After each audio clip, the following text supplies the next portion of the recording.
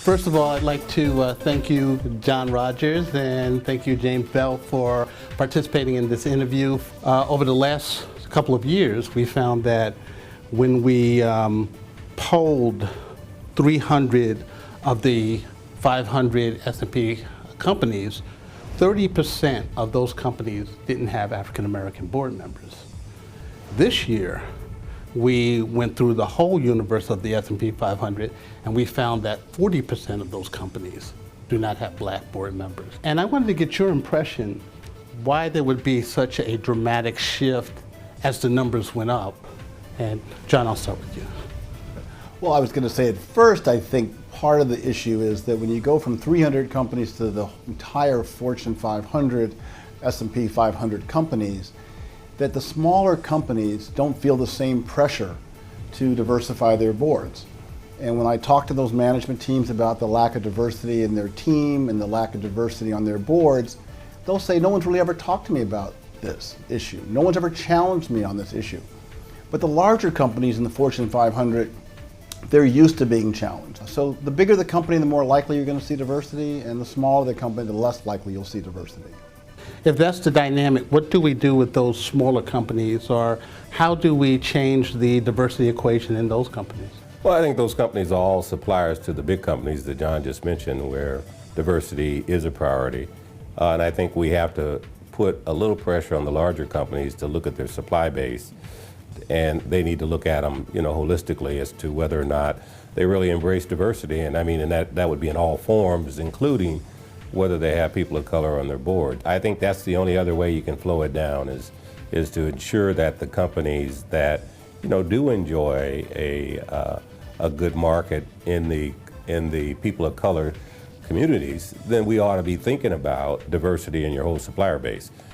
And I was going to add to that I know when James was the CFO and the interim CEO of Boeing, he was making sure that those suppliers were working with minority businesses and putting pressure on them. I've also seen that happen with Don Thompson. McDonald's has had a great history of working with minority businesses and continues to. And the minority franchisees work with minority-owned businesses. But Don Thompson would often tell the story that when he went in to meet with local suppliers throughout the United States, if he saw that their workforce wasn't diverse and their boards were not diverse, he was going to remind them and tell them that McDonald's is an important customer to them, and the next time he came to visit, he was expecting to see a diverse workforce, a diverse leadership group. But the one area that we focused on with our initial list and ongoing list has been tech.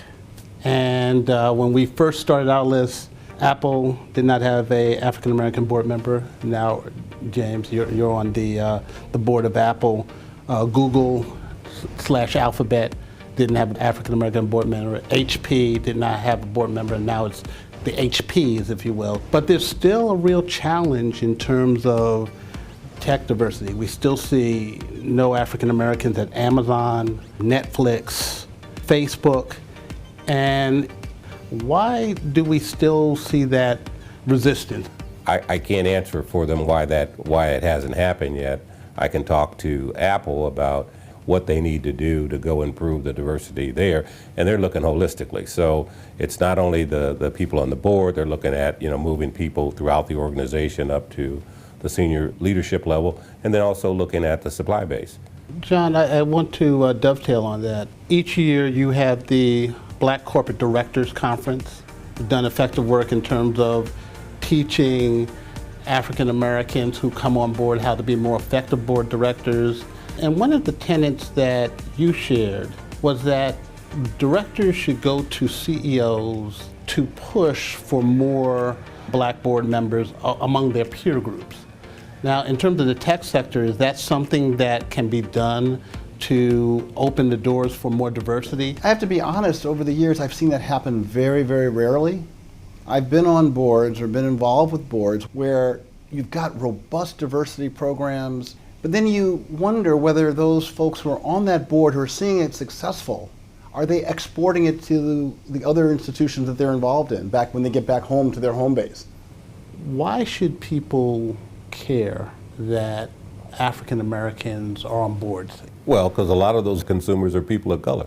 And so they should have opportunity, and people like them should have opportunities in these companies. And again, if we don't speak out, nothing will change. They're not thinking about us unless we remind them of how important it is and hold them accountable to the commitment and promises they've made about diversity and inclusion. And John, you've stated that sometimes it's not enough to just have a black director on the board, but to have the right director on the board. You know, I was fortunate in my career to get to know Maynard Jackson very, very well. You know, the former mayor of Atlanta who had made such an impact throughout his career around diversity and inclusion. And he talked about the fact that he felt too many of us who he had high expectations for, that he had appointed to boards, that were getting on boards, that were having a chance to make a difference, he said that they weren't doing it. And he said they had the scared Negro disease. And he talked about that so thoughtfully. And one of the directors got up at the end of the conference and said, you know, I think I was afflicted with that disease. And so that's what we're there to do, is to try to remind people that it does take courage to speak out to make a difference. We have a responsibility. John says a responsibility. I believe it's an obligation. And why that's so important, you just mentioned that only 40% of the Fortune 500 have African Americans on the board. For most of those companies, only one. So in some cases you may have two, but for the most part, it's only going to be one. So when you get down to it, it has to be the right one. Especially if you think about, in general, maybe on average boards are 10 to 12 people. We started the Black Corporate Directors Conference 15 years ago with Charles Tribbett from Russell Reynolds to exactly address this issue because we thought it was so important. We thought we were getting more people of color, more African Americans on corporate boards, but when we were getting on the boards, we weren't fighting for the civil rights agenda once we were in the boardroom. Too often we were just happy to be there. We were uncomfortable making the white leadership uncomfortable.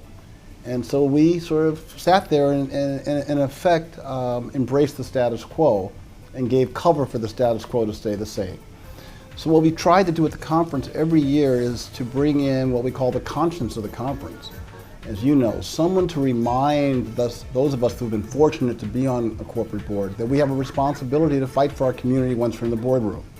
And to buttress your point, once you ask the diversity question, it it levels the playing field across the board. Yes. Thank you for being a part of this. Thank you. My pleasure.